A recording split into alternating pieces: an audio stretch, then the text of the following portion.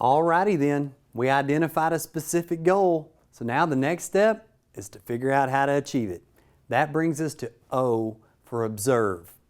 Observe as in observe what others are doing. This is the secret. It's to seek out someone else who knows how to accomplish your goal. They've already been there and they've done that. It's time to learn how to get what you need. So why not get the map from someone who has already been down that road? There are roadblocks on the road to success. Sometimes they are massive. So get help from those who have traveled and they've dealt with those obstructions. You know the fastest distance between 2 points? It's a straight line, right? So when we're not sure of the way, we zig, we zag, we take 2 steps forward and 3 steps back. But I want you to learn from someone who has negotiated these pitfalls and they stayed on course.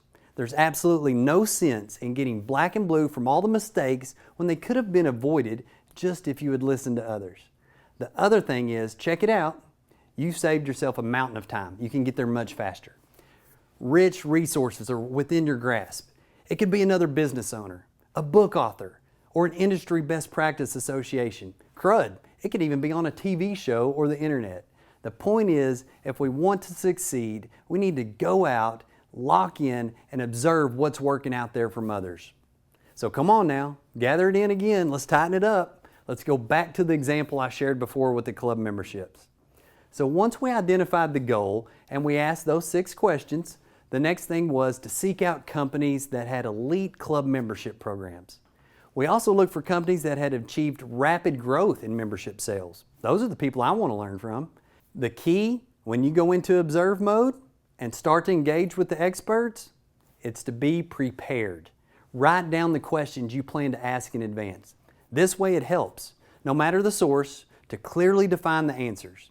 And hey, here's the questions that I ask. These are great questions. Number 1, what are you doing that's working? Number 2, what are you doing or what have you done that didn't work? Back to learning from those failures. Number 3, what systems and processes did you put in place to make this happen again, to manage it over and over? Number 4, how did you get buy-in? How did you get buy-in from your team, from your customers? Number 5, what's the best way to maintain this? How do we keep it going into the future? And number 6, is there something else I should be asking you? You never know what they're going to tell you. It's probably going to be pure gold. I wanted to know exactly how they did it. I paid attention, I listened, and I learned. I got a lot of fantastic information from great companies. My leadership team, they did the same thing. And together, we started crafting a plan. So Jim Rohn says this. He says, you are the average of the 5 people you spend the most time with. And I'll add to that, you might even be the average of the 5 people you are observing and learning from as well. So think about that. So who are those 5 people? Are they the other people in your life who have never accomplished what you're looking to seek out? Does that make any sense? I don't think so. Is it from a coach or a consultant who has never even been in your shoes? Maybe they've never even achieved success. You need to be intentional about observing people who are where you want to go. You got to give up to go up. When I realized what a critical step observe was in the go time formula, you know what I did? I stopped watching TV. I used that time to begin learning. I read books, I went online, I listened to podcasts, I called and talked with successful people, and you're darn right, I had to get out of my comfort zone, I had to sacrifice, but my goal was important, so I had to give up to go up. But proceed with caution. Did your eyes ever start to cross and your brain felt like it was about to explode just because you're in information overload? Well, you bet. We're at a day and age now where information is at our fingertips. It's everywhere. We all have been there. You know what happens? It's called paralysis by analysis. So you need to be diligent in choosing your guides and your mentors.